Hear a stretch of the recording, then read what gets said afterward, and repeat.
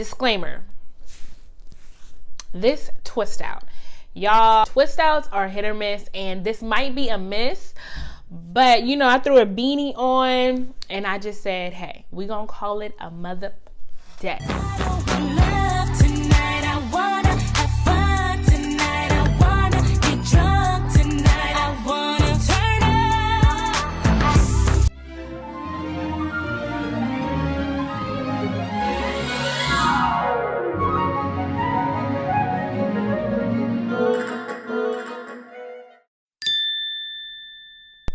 Hey guys, what's up? Welcome back to this week's Tie the Knot Tuesday, where we discuss all things wedding related.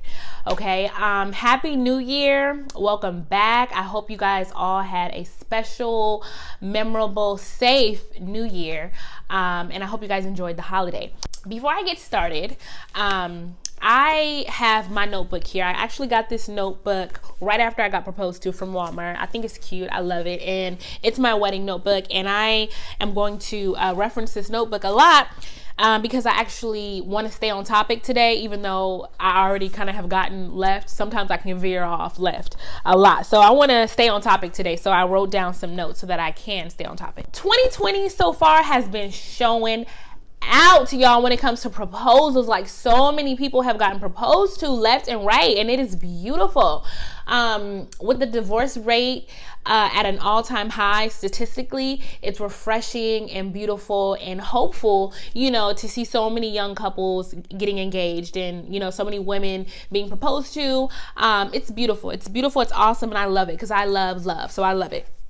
But I do want to shout out 5 young ladies that I know personally that recently have been proposed to. Now, like I tell you guys all the time, well, like I told you before on the last episode, if you want to be shouted out, if you want to be, is it shouted out? Shout out? If you want to get a shout out on this channel regarding being proposed to, let me know. Hit your girl up and I will shout you out because I want to celebrate marriage. I want to celebrate weddings. I want to celebrate proposals, all that. So just let your girl know and I will shout you out on this channel. But I want to shout out 5 special ladies. 3 of these ladies got proposed to in 2019. I still want to shout them out because I didn't shout them out on the first video. Oh.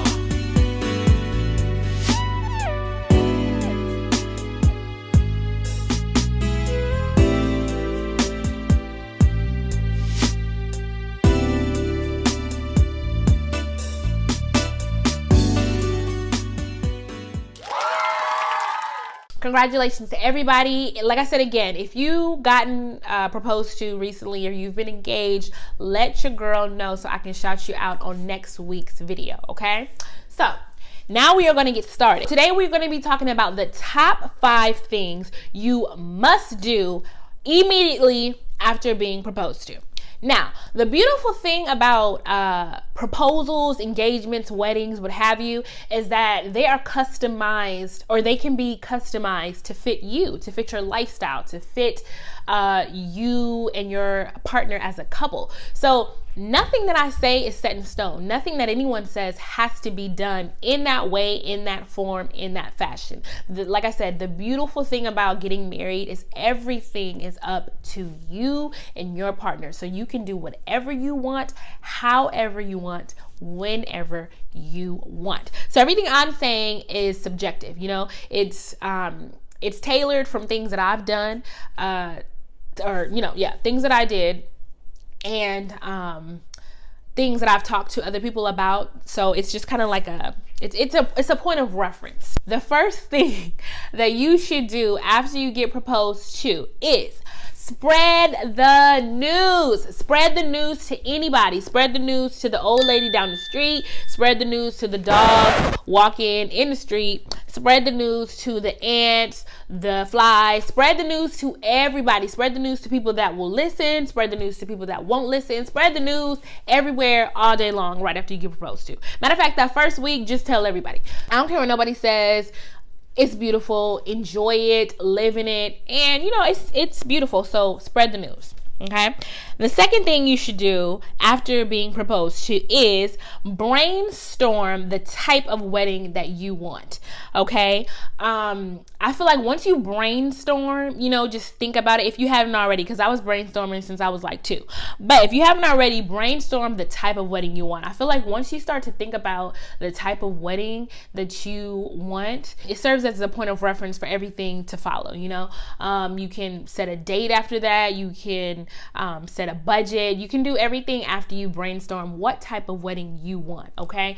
And when you think about what type of wedding you want, think about the type of person you are and think about the type of person that your partner is. It's a celebration of a union. It's a celebration of merging 2 families together, and you want it, you want it to really feel like you. You want that day to be special and you want it to feel like you. So if you are not the flashy type, think of there's so many ways to do it. You can have a wedding pretty much anywhere, especially in this day and age. Millennials, the one thing I love about us, we're so creative and we think out of the box so much that anything is possible. I don't want to get too much into what I'm doing just because I do want to videotape and film my wedding, so you'll see that later.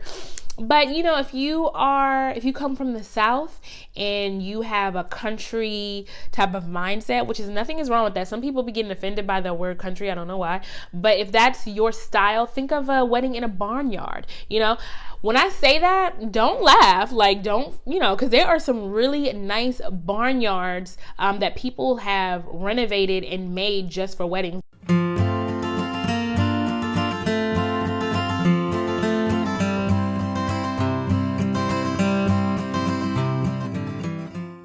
Go look online if y'all think I'm lying. Go on Pinterest, go on Instagram, go on Facebook, go on the internet, Google, whatever, and just start putting in phrases. Just start putting in stuff and just start brainstorming, what type of wedding you want. And that'll bring me to my third thing of what you should do. So the third thing, after you've brainstormed what type of wedding that you want to have, the third thing that you should do after you get proposed to is set a date. Now, this one is kind of tricky just because as you move along in your wedding process and your wedding planning, the date may change. Your venue may not have it available. So the date is subject to change, but you still should set one early on so that you can have a point of reference and something to go back to when you're talking to people, things like that. So if you are brainstorming the type of wedding you want and you think of a summer wedding, then obviously you would want to set your date in June, July, August, whatever. So set a date after you have thought about what type of wedding you want, or at least choose a date that can be your point of reference and be open for it to change. There's so many things that happen during the wedding process. You just never know what can come up. So be open. Don't be a bridezilla and feel like I cannot have my date on another date. It has to be this date because girl, it may not be that date. Somebody that is super important to you may not be able to come that day. You just never know. And even though it is about you, you want your most important loved ones to be there. So set a date after you've brainstormed what type of wedding you want. Okay, I want to say this as well. Back to the brainstorming, the type of wedding that you want. Go to a bridal show. I went to a bridal expo. I went to 2 bridal expos actually so far.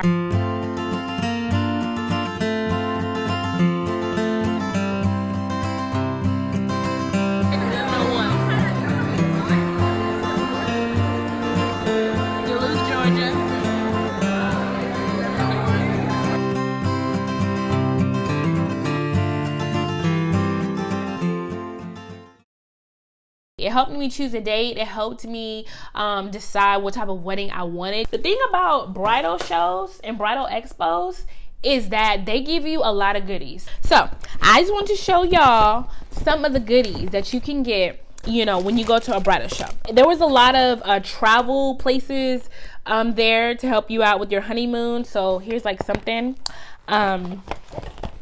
This is what is this?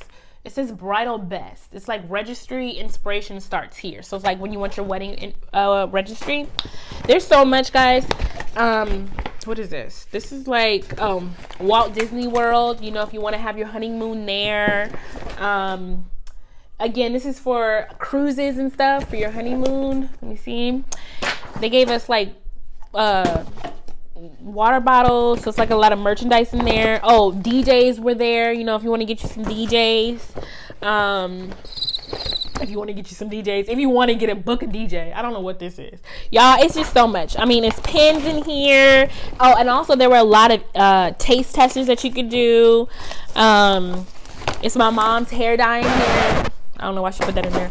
Yeah, it's just so much stuff. Like, it's just stuff. I say take advantage of anything wedding related. This is a fun, special time, girl. Do it, okay? So go to a bridal expo to help you brainstorm the type of wedding that you want. And it just gets you in the wedding planning mood, you know? It's really fun. Okay, so we talked about the first one, spread the news. The second one, choose a date. The second one, brainstorm the type of wedding that you want. Go to a bridal expo to help you out. I'm gonna go to some more, y'all, because I'm trying to win a honeymoon. So I'm gonna go to another one. I'm gonna go to all of them because they're fun. Okay. And then the fourth one is tour wedding venues. You know, tour them physically, like in person, obviously, or tour them online. Like, you don't have to go out. But when I got proposed to, literally the third day, what was I doing? Touring venues. You know why? Because it's fun. It's fun. It helps you, again, to choose what type of wedding you want.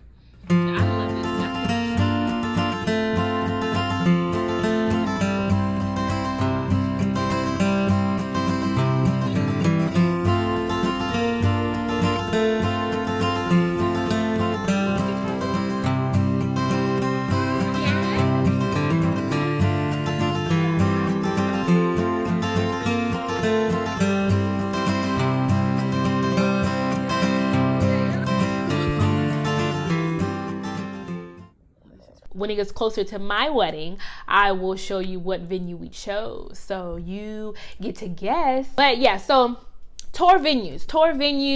Like I said, you don't have to go in person if you don't have time or whatever, but you're gonna have to go to them eventually, or just tour them online. They're really fun to do, like I said, for the millionth time, and they help you to figure out what is going to be your budget, you know, if it fits your style, because it's almost like an apartment, you know, an apartment or a house. They may look really, really nice on pictures because they have professional photographers that can get angles and all that type of stuff, but it doesn't really come to life, and you can't really see yourself there until you're actually there. So booking wedding venues really help you to really see in person, like, does this feel like me? Am I feeling the energy? Am I feeling the vibe? Is this where I want to spend my special day? I don't know. So check it out. And the last thing, the least fun thing, if you are not balling out of control. And here on this channel, we are not balling out of control yet, but we will. But at this moment, we're not. So choose a budget. Now, this one is tricky as well, because this is what you can do. You can do one or two things when it comes to choosing a budget. You can figure out a budget, or you can choose all the things that you want at your wedding that you cannot not have, and then save up for it. Now that one is kind of, it may take you may end up having a longer engagement for that, but it's okay. Who cares? I mean, it doesn't matter how long the engagement is. It matters that you have the wedding that you desire. You know, this is your day. Do it how you want to do. I don't care what nobody say. Do what you do, because you can do it best. Okay? Do what you do, because only you can do it best. All right? Can I talk, y'all? No. But anyways, okay. So when it comes to figuring out a budget, first, think of the resources that you already have. Now, some venues that I've noticed or realized will not let you bring in your own alcohol, your own food. That's kind of where the bulk of the money comes, is in the alcohol and in the food. So you have to decide for yourself, if you want alcohol there. I mean, who don't want alcohol? But not everybody does. My best friend, another one of my best friends, she actually didn't have alcohol at her wedding, and it saved her a ton of alcohol at her wedding. And it saved her a lot of money. So if you want alcohol at your wedding, you know, more power to you. I definitely do. But if you don't, why pay for it? You know what I'm saying? And then when it comes to alcohol, that's another thing too, because you can have an open bar, you know, or that you've already prepaid for, or you can have a cash bar where people have to pay for their own drinks as they go, because some people can drink, so I don't care what nobody say if they think a cash bar is tacky or not. Listen, if you're gonna be drinking, then you need to pay for your own drinks, okay? But anyways, so, and that just goes for if your venue allows it or not. Now, some venues though allow you to bring in your own food and your own alcohol. Now, if you are trying to, save money, I definitely would go for that, that choice. That is a great choice, because you get to bring in your own food. You may want Aunt Martha to, first of all, don't know a black person got no Aunt Martha, so what am I talking about? You may want your Aunt Vicky, your Aunt Betty, I don't know where I'm getting these names from, but whatever, y'all, you may want your auntie to make your Auntie Pookie. You may want your Auntie Pookie to make your potato salad. You just never know. So, that goes into your budget though. That goes into what you are willing to pay for, what you can pay for. And you know what? When you choose a budget, do not try to go broke on a wedding. A wedding is a special day, but it is only one day. So you want it to be memorable, you want it to be special, but you don't want to be going broke trying to impress people. They are there for you. The ones who deserve to have an invitation are there for you and to celebrate your wedding, your union. So don't be trying to do the most if you can't do the most. You know what I'm saying? That's the whole point of figuring out a budget of what you can afford and if you can still pay the bills after your wedding, okay?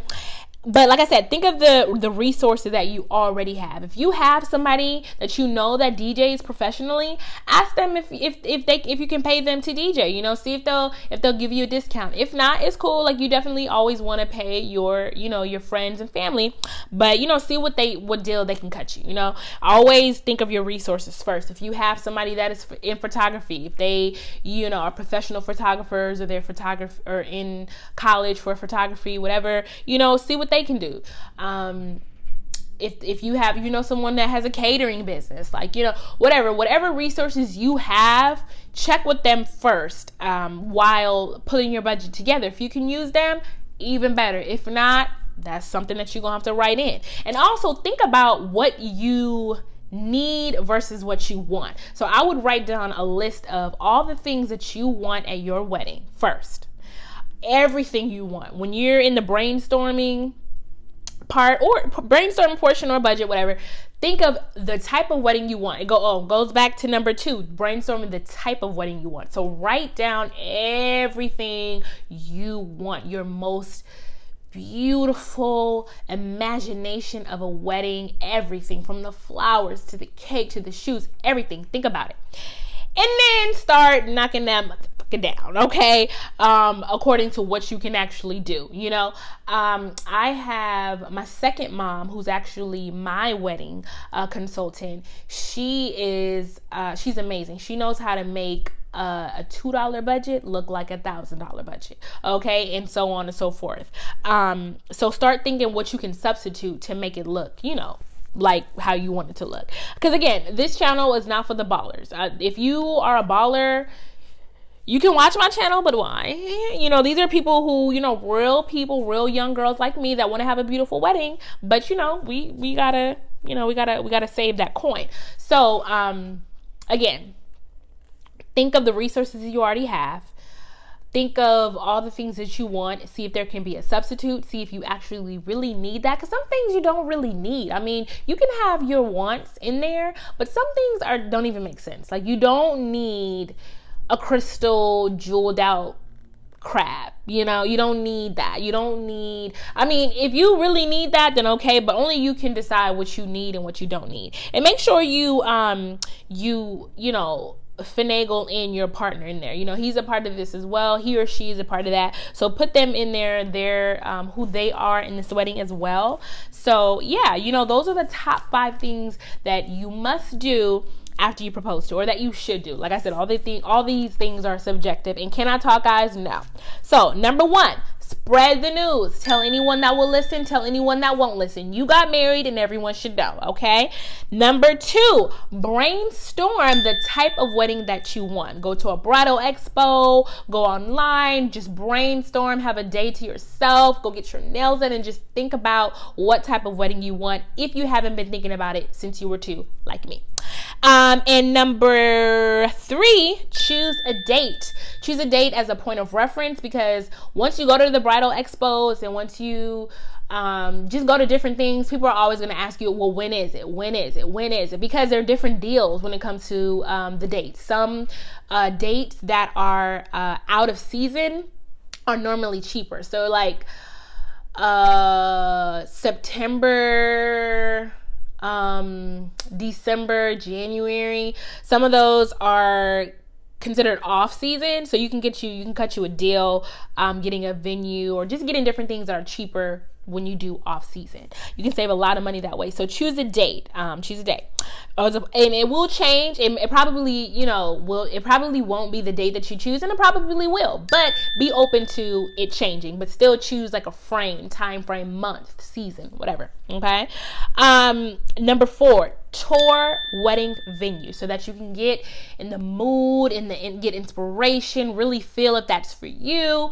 Some venues you may not even like it may not be your thing, but it may give you inspiration for something else. So choose tour venues. They're really fun to do. You can virtually tour, but it's not the same as in person. So just tour venues. It's free, it's fun, do it. Okay.